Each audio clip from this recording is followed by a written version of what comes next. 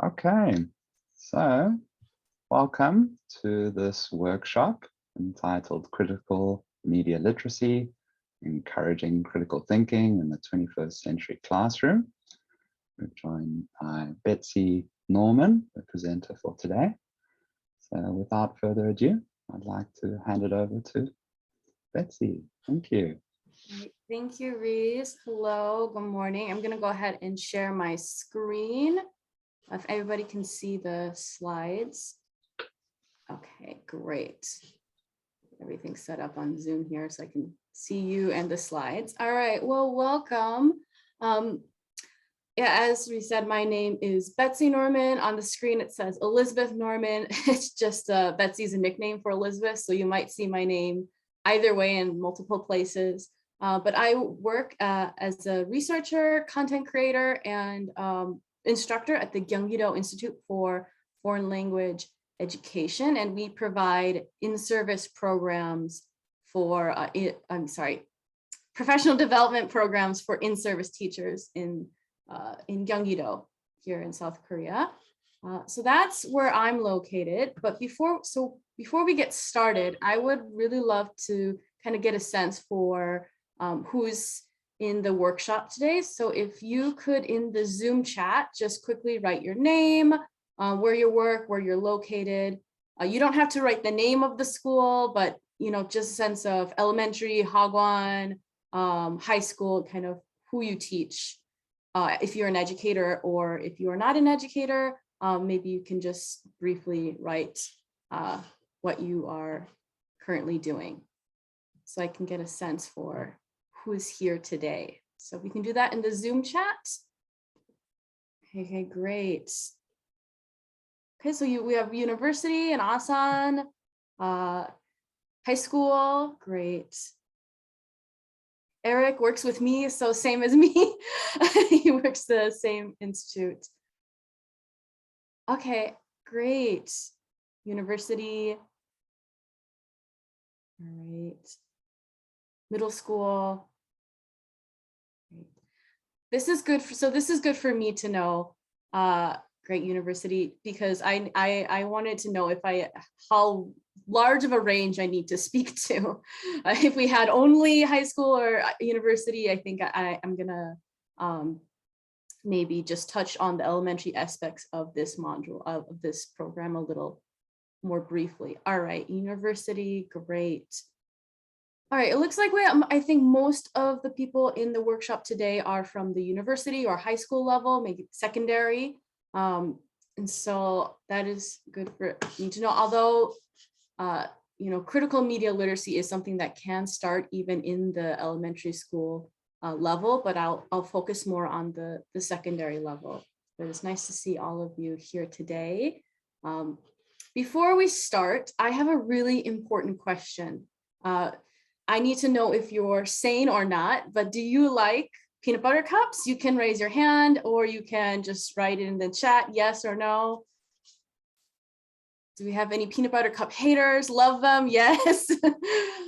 Okay, good to know that everyone here has some good taste. Oh, we have one hater, all right. I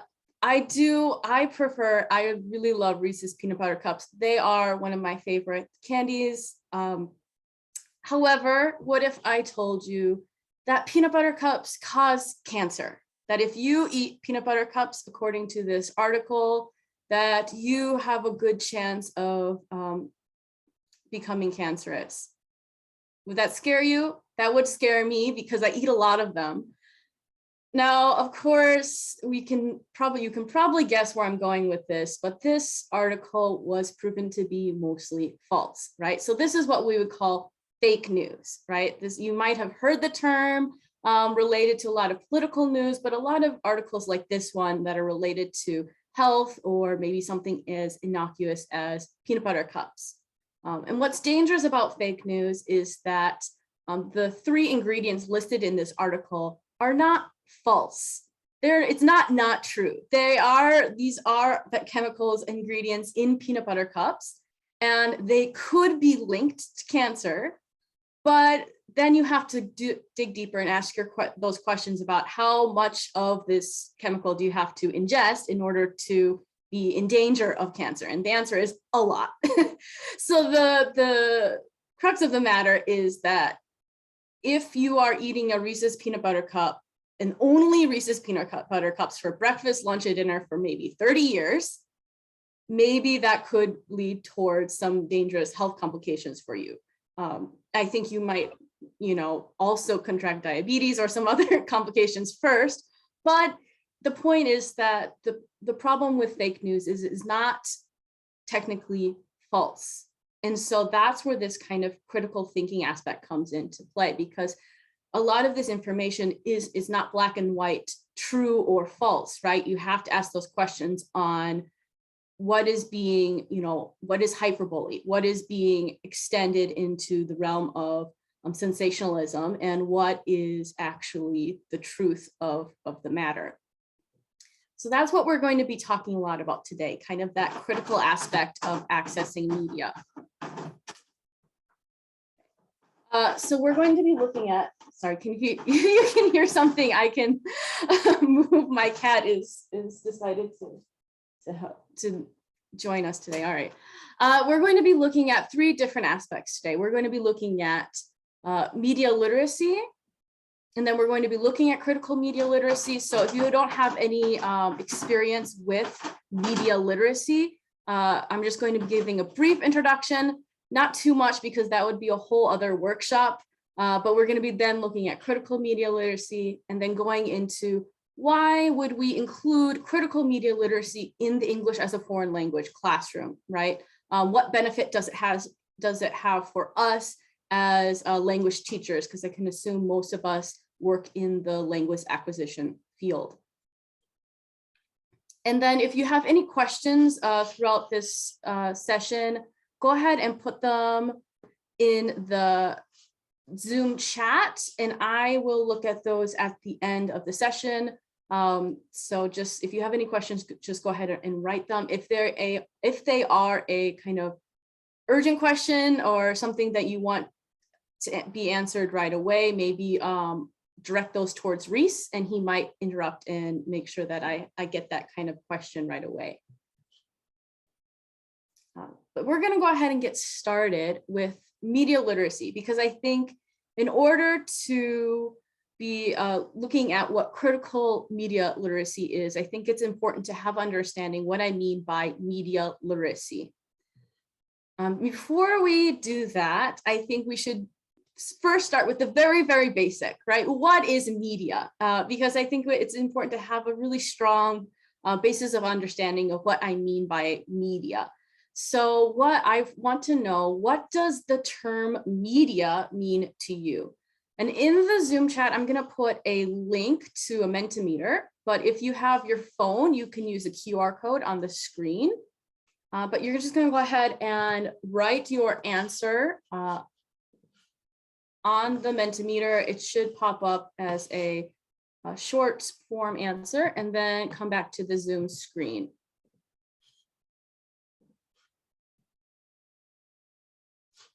Okay. So that you can write anything from, what you think media is as far as the physical form of it, or, what does the term media mean to you? You can think of your own definition. You can cheat and look on Google right now and maybe write the definition you find there. And then once you've written your definition, click the blue submit button and we'll see your answer here on the screen.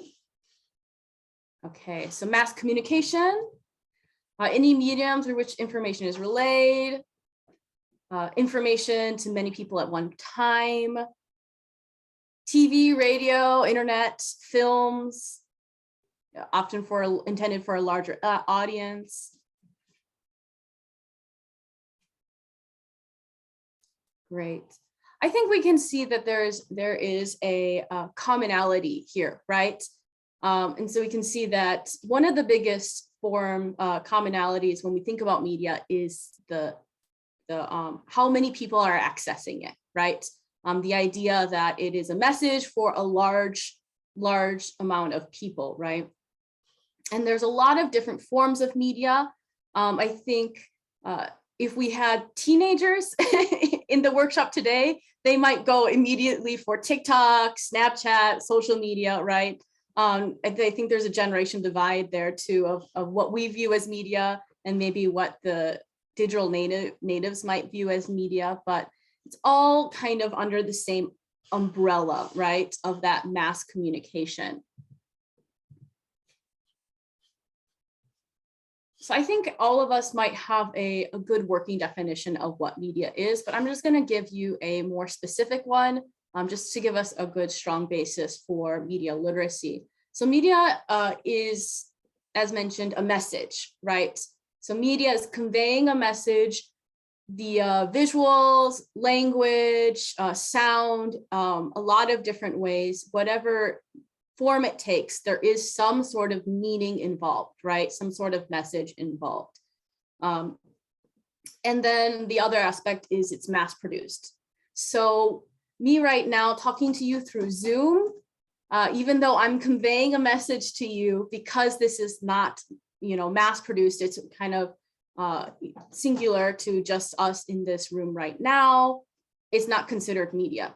However, it is being recorded and later put onto, I think, the TESOL's YouTube. And so then that would then make this, turn this into media because it would be accessible by a much larger audience, right? And usually some sort of technology is involved in conveying that large, to convey to a larger audience.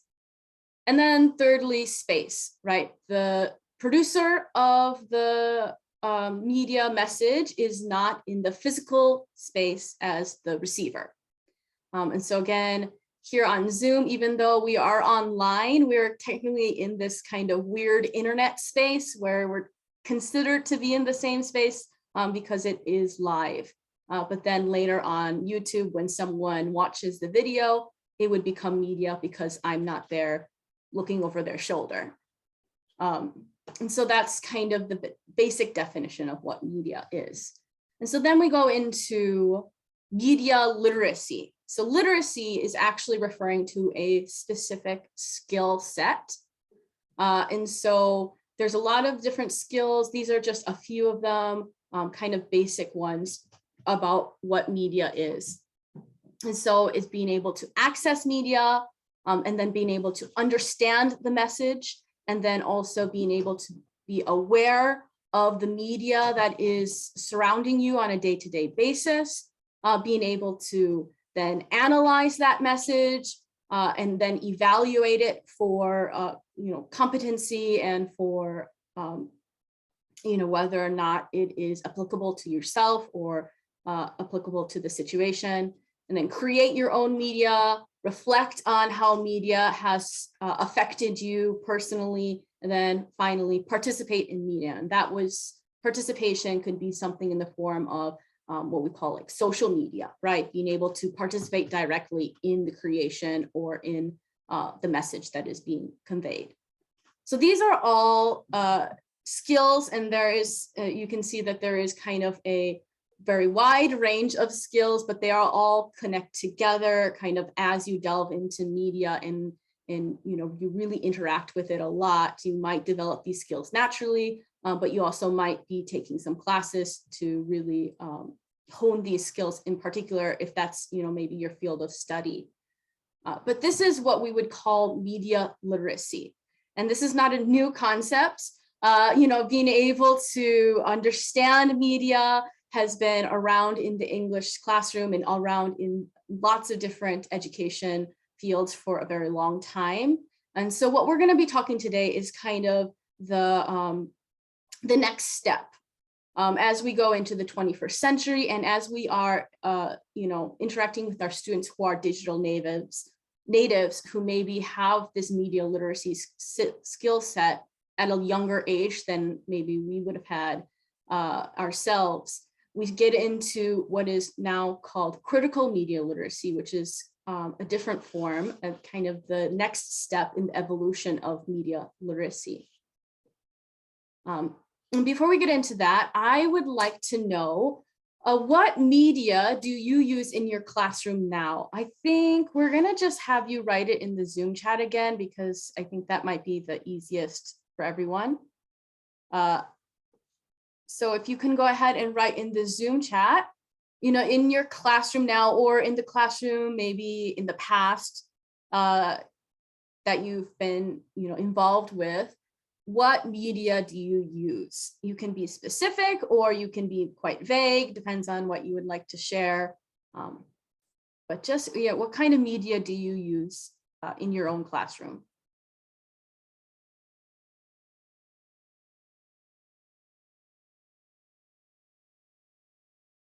Okay, Christopher, with the videos, news articles, TED Talks, YouTube, lots of YouTube, right? Music, comic strips, books, TED Talks again, mostly YouTube, documentaries, news articles. Great.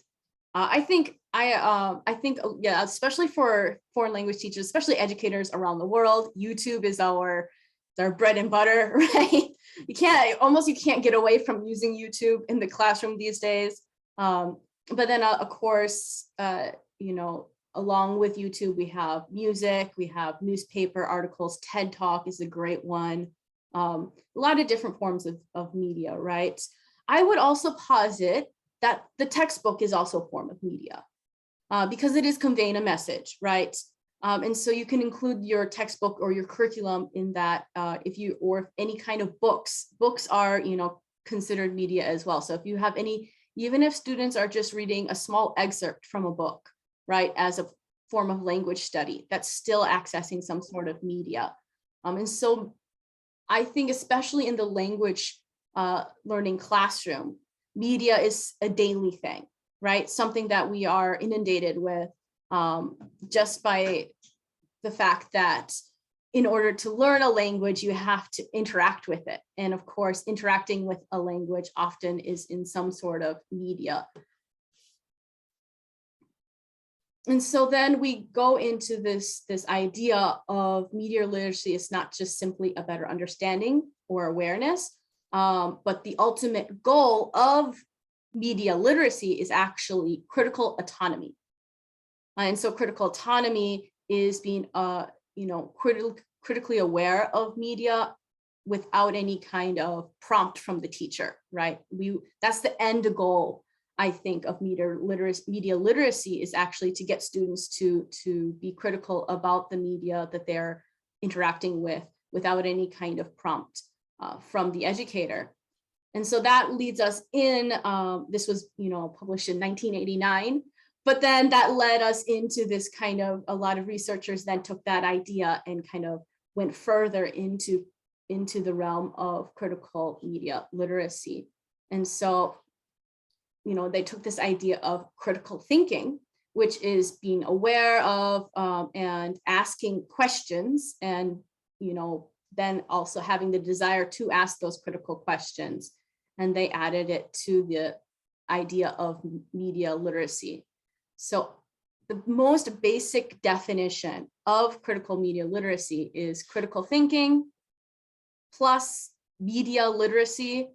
Then we get to critical media literacy. Now, a lot of research then goes beyond that. This is a really, really basic definition of critical media literacy, but I think it's a good place to start, is to think about, what you know about critical thinking, and then applying that skill set to the media literacy skill set that we talked about before. So it's really a culmination of the idea of that soft skill of critical thinking being applied to the skill set of media literacy. And then, of course, a lot of researchers quote Kellner and Scher, where looking at critical media literacy also as looking at the power dynamic. So it is rooted in social justice.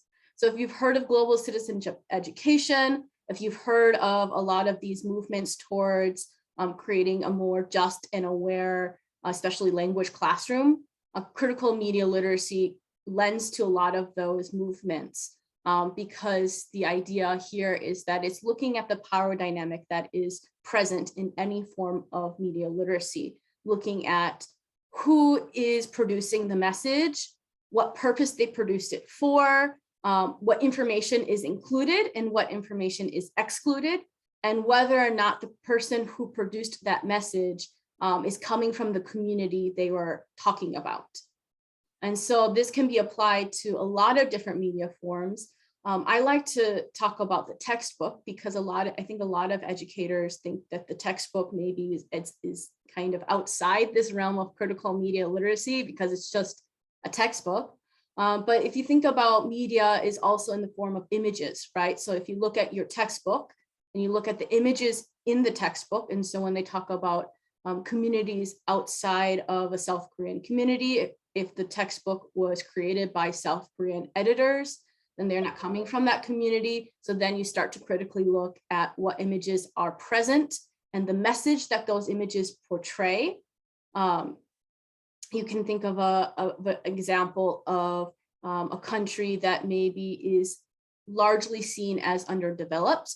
And if those images are being presented as someone who is maybe not as from a developed country as maybe you would be expecting from a South Korean perspective, and then that's portraying a message to your students, right? That's if they're only seeing this image and that's their interaction with this community or this culture, that's portraying a message to your students, and that's something that you have to be critically aware of, right? And so that's the idea, is to constantly be aware of the power dynamic that is involved in creating these media messages, right? Something about, what was it? I think, I can't give you the exact percentage, but there's a very large percentage of even scholarly articles are written by people coming from English language countries, right? Or from certain areas of the world. And so a lot of information is being kind of kept central to just a few countries that are in kind of the media conglomerates, right? You think about Disney and think about all these kind of big media conglomerates, the messages are coming from the same place, right? And so just being critically aware of that is really important. And that's kind of the core of what critical media literacy is. But when we think about it in terms of our students, that can be really tricky, especially in the English language classroom, right? So when we think about it in terms of our students, we think about it as in terms of just questioning the media that you interact with, right? I think that a lot of this kind of research and a lot of these very large ideas can seem quite complicated, but it boils down to the simple matter of questioning, of, first, as the educator, you're going to prompt those questions from your students, kind of almost hound them to ask those questions. Where did you get this information? Why, how do you know that this information is correct? Or, who produced this information? And maybe what kind of bias do you think that they would have when producing the information? And you ask those kind of questions, but then you continue to ask those questions, and your students are going to start doing that autonomously because you're in their head, right? And so it starts out from the teacher's perspective as a lot of work to kind of get to that point where students are autonomously, critically asking those questions. But it is something that it is a skill set, right? It's a muscle almost. And so once you start to really implement those kind of questions into your classroom and expect those kind of, discussions with your students, they're going to start to do that almost naturally. And that leads me into also this idea of students as curators of information. I think a lot of us, even if you're at the higher education level and you're teaching maybe 25-year-olds, there's still a lot of, even students at that age are still considered digital natives, right? I think most of us would say that we are educating digital natives. And digital natives are the students who have grown up with in the digital world, right? They've never not had Google, which is crazy to me, but it's the truth. And so they've never not had access to this kind of huge variety of information. And especially as they, engage on their language learning journey and they move from, keywords in Korean to keywords in English, it opens up, of course, a whole worldwide web of information, right? And so I think that's part of the reason why critical media literacy is so important, is because as educators now, it is part of our duty to help students become good curators of information. And by curator, I love this term because what it means is, if you think about a museum curator, part of their job is to look at the basement in a museum, right? And to see or look at all of the pieces coming into a museum and kind of judge what pieces go where, what pieces are good for what displays, and what pieces might be kept in the back room for a later time, right? What should be displayed now, what should be displayed later, and where things should go to make the most sense. And I think that is what students are being asked to do these days with how much information is available to them. They need to know what pieces of information to include and what pieces of information maybe are not going to be the best representative of what message they're trying to portray. And also being able to judge, where they're getting their information from, whether or not it is a reputable source. That website that I showed you earlier about the Reese's peanut butter cups, they had a lot of information there. It looked very reputable, right? It doesn't, a lot these days, it's very easy to create a website, put your name on it, put a lot of information, some statistics, some percentages, lots of fancy words. And it's very easy to kind of trick people into believing whatever it is that you want them to get, whatever message that you want them to believe. And so I think it's really important for, even at a very young age, even at the elementary school level, you start, asking students to really be cognizant of where they're getting their information and the validity of that source, right? And so that's what I mean by kind of a good curator of knowledge, because I think before the internet, before this kind of digital era, people had to go out and access information for themselves, right? They were kind of the ones who had to go and specifically find the book from the library, go and find the encyclopedia and learn the information. But now, because there's so much available, it's no longer digging, right? It's no longer looking for and digging for information. Now you have to start looking at what is the best information, right? So that leads me into why critical media literacy in the English as a foreign language classroom. I think I've touched a lot about, why critical media literacy in the classroom in general, maybe as you're teaching digital natives, but why in the English as a foreign language classroom and not the technology classroom or some of the other classes your students might be taking. The first one is that media is global, right? And a lot of media is in English because the language of the internet is English. And so the, English as the lingua franca just basically means that when your students are accessing media that is beyond their local community, they are probably going to be interacting with media in the English language. That is just kind of a fact. And so English as a foreign language classroom is a great place to have critical media literacy as part of the curriculum, because so much of that media is in English, right? It is just, I think, one of the best places for it. Then we go on to media as a tool. I think all of you mentioned, use YouTube, use lots of different types of media in your classroom, because media is a great tool for language acquisition. And it's a very common tool in the English as a foreign language classroom. And so because we as educators use it so often in our classroom, I think we have kind of a responsibility then to be critical ourselves of what media we are portraying.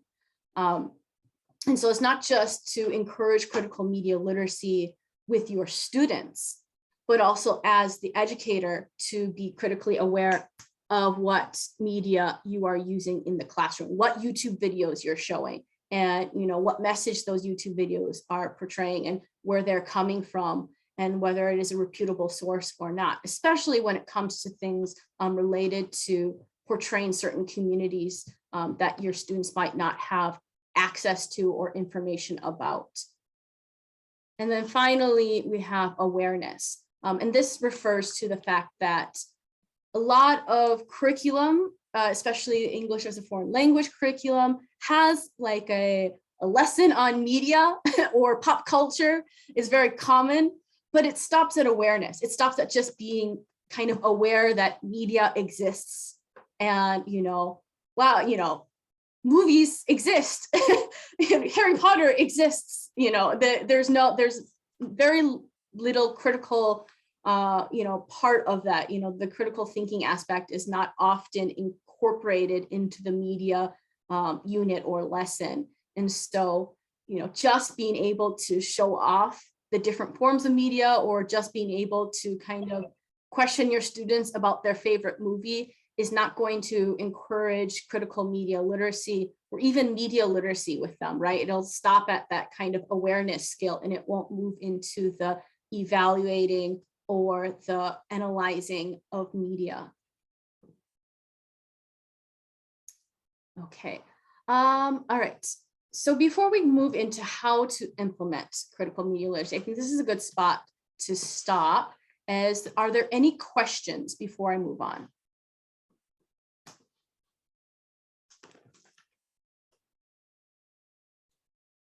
Not at the moment.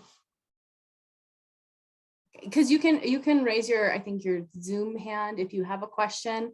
All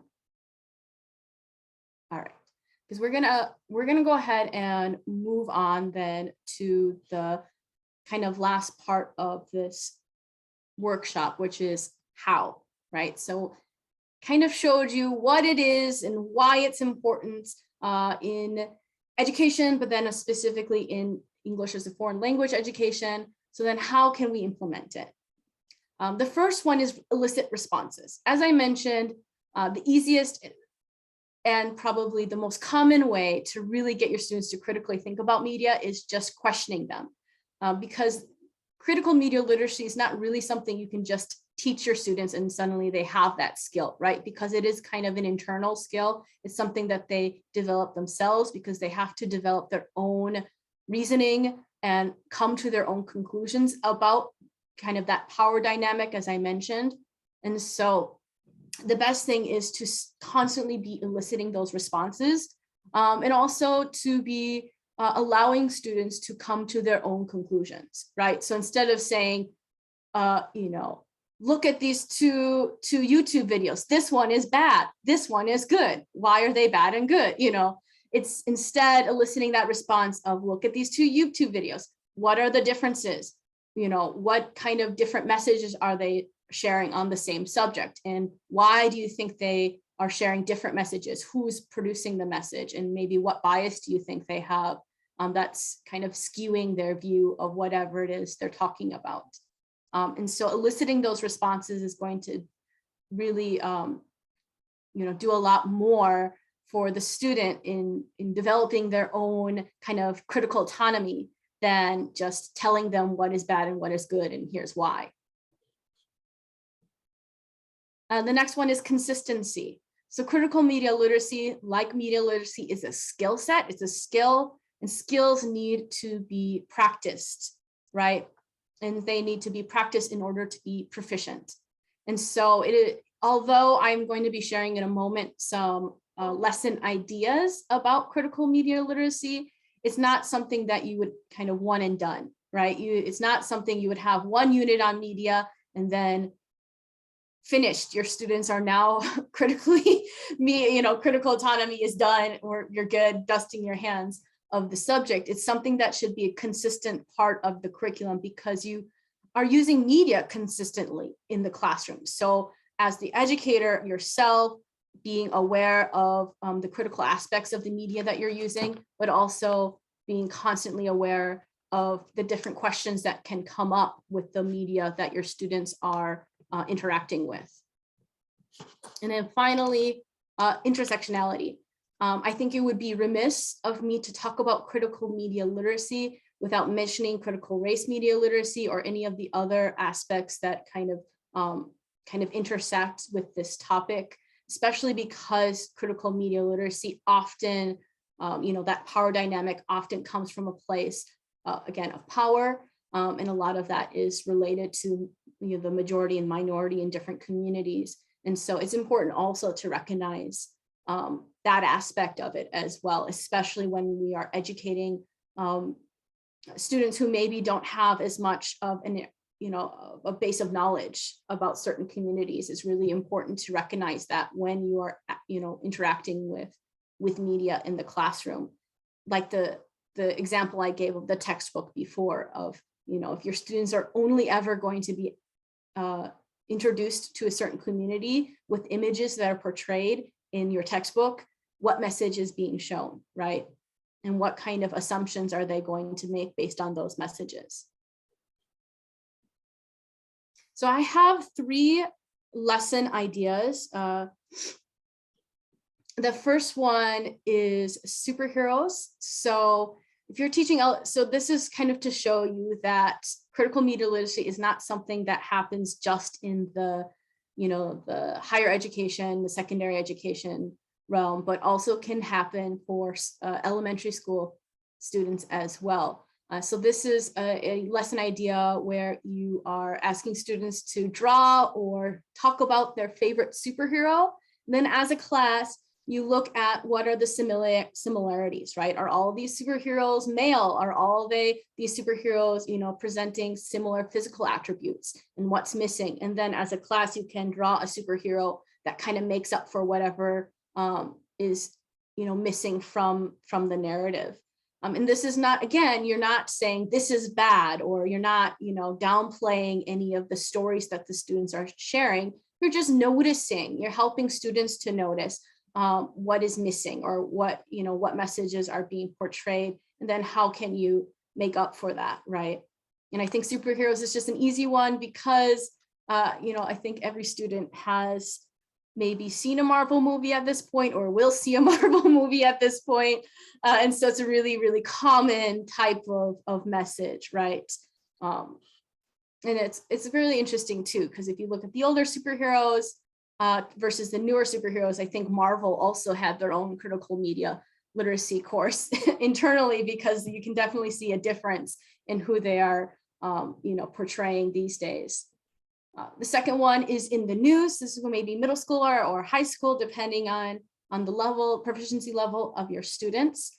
And this is where you give students, you give them a couple different articles about the same topic from different newspapers. This could be in Korean and English, or just only in English, depending on what you would like to do. And then again, you're eliciting responses. You're not telling students, this is this type of newspaper, this is this type of newspaper. Instead, just allow students to read the article and decide for themselves, the differences in the messages that are being portrayed, and maybe where those differences might come from, right? What kind of bias that difference might come from. And then finally, authentic media. This is for maybe high school level. And so maybe, especially if you do project-based learning, if you do projects in your classroom, and I think a lot of those projects tend to, especially in the foreign language classroom, there's a very commonality with a lot of projects where there's at least one project where students are presenting about a foreign country, right? And so if you do that sort of project in your class, a way to incorporate critical media literacy then is to allow students maybe to do the project themselves, and then talk about authentic sources and provide students with maybe some authentic media sources and have them come to their own conclusions, maybe some differences between what they found on Naver or what they found in their own research and what people from the community themselves are saying about their own community, and being able to just show students the importance of authentic sources when it comes to looking at media related to certain communities. I think this is a favorite one of mine, because I think students often search on Naver and maybe they find the 1 or 2 sentences and then they portray those sentences. And so being able to see maybe a different perspective from someone who actually is from that community is really meaningful for students. So we have about 10 minutes left. So in the last couple minutes here, and I can end early if we need to, but in the last couple minutes here, I would love to hear maybe your thoughts about critical media literacy. I've given you 3 ideas, but if you have had any experience of doing something related to this in your own class, I would love to hear it just as a kind of idea share. And also, or if you plan on incorporating this into your classroom or your personal life, you know, maybe what are some of those reflections you have after this kind of workshop. So if anybody would like to share.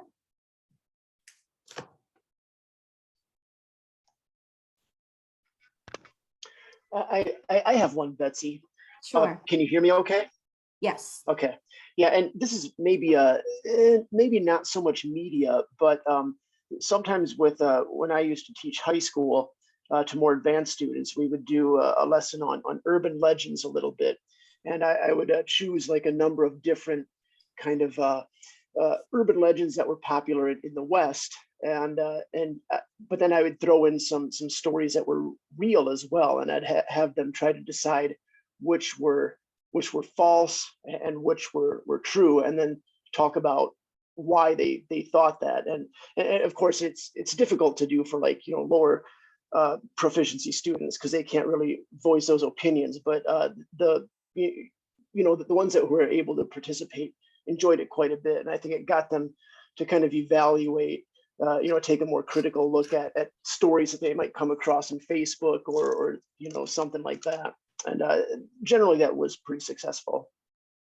Yeah, I think that's a great example of how, you know, you can start building that skill using different kind of lessons, and that skill then translates to what they see in their own daily life, right? As they interact with media, maybe outside the classroom, certainly.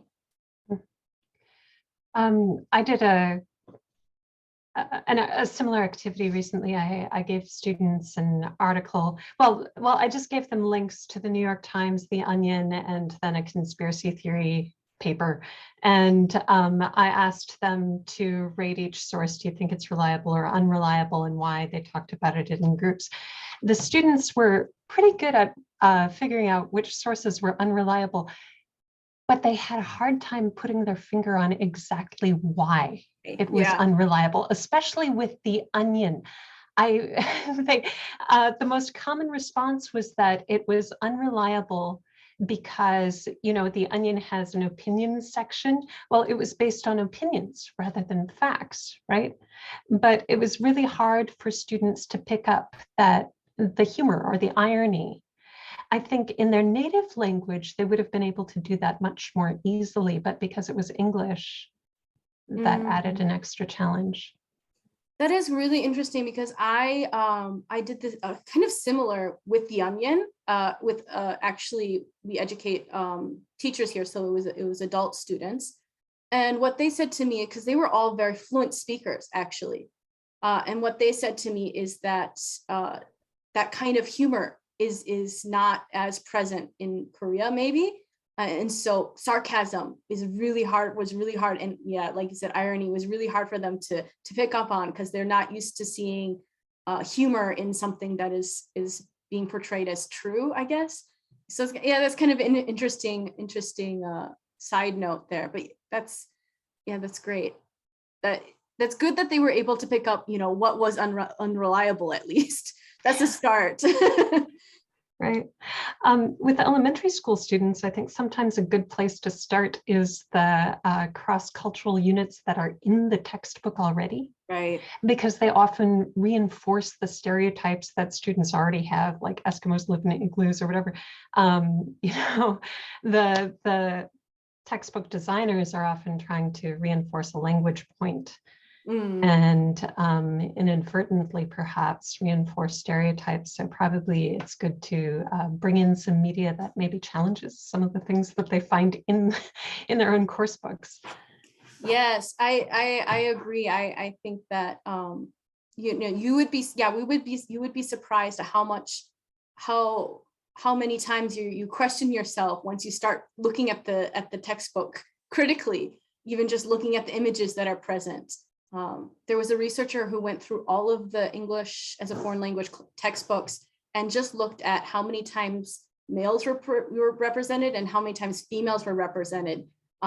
This was related to GCE, but it's kind of related to this as well. And it was interesting to see the percentages were very skewed. So yeah. Well, in Korean textbooks, generally they have, the dialogue has a female speaker and a male speaker so that students are able to distinguish the voices. So it tends to be balanced, but the roles are not balanced. I know this as a textbook writer.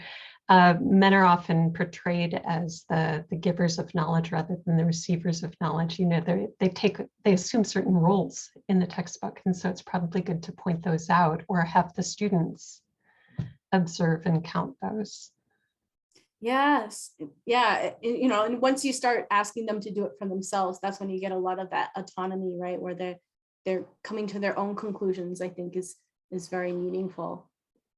Okay. And Dan mentioned that some native speakers can't even tell parody news from real news. That is certainly true. I think it's not an easy thing. It's definitely not an easy thing. Certainly when certain news sources look very true, right? They're very good at masking their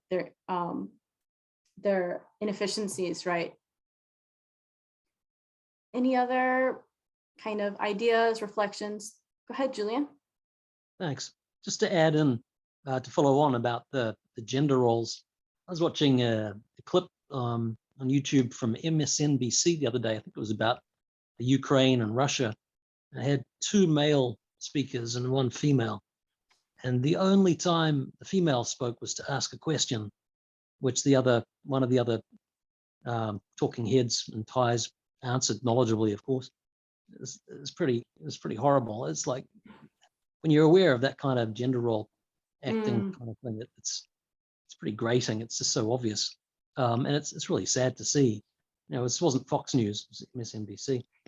But, it's still kind of glaringly ongoing. It's unfortunate. What I wanted to add about the other stuff, though, in general, is probably the value in talking, not necessarily name dropping. It's Edward Bernays. I'm not sure I'm pronouncing his name right. You know, the start of propaganda, and adding to that, developing on from that, the important role of marketing, mass media marketing, and how that has an influence on on media bias, the deliberate bias of editors and what gets published. I stayed up very late last night having a heated discussion about Elon Musk and Tesla and the Twitter thing, but more than that, the role of Tesla Incorporated and why he's been targeted as an evil billionaire, despite the fact that he's successfully got an electric car, pure electric car company going to mass production, where so many hundreds of others have failed. But yet we know his name now even more than Mark Zuckerberg, well, equivalent to Mark Zuckerberg, but he's been portrayed as more evil than Mark Zuckerberg, despite the Facebook having this huge influence in a number of elections recently. But even more than that, we generally, even though there has been some media information shared about the Koch Industries brothers, not many people can name the first names of the two out of the 3 Koch Industries brothers who actually have perpetuated the Koch Industries and kept, you know, been huge billionaires. So, sorry, no, well, you know, I think what the point you're making is that that's certainly true. I mean, we're looking at critical media literacy. You're looking at the power dynamic, right? And you know, in a lot of media, because a lot of media that students are interacting with comes from the US. And a lot of media from the US, certainly comes from like 3 main companies, right? And can we even name the acting directors of those companies? I couldn't tell you who's the director of Disney right now, but they own a lot of media conglomerates. So yeah, that's certainly something to think about when you're thinking about the messages and the bias. It's coming a lot from the same place, right? If you've read any by Jane Mayer or Naomi Oreskes, it's not just mainstream media now. It's even spread to mass media. Spread from mass media to social media. So we've got memes popping up through Facebook and Twitter and everywhere else, showing only 4 billionaires, but not showing the ones who have been actually perpetuating the ignorance about science and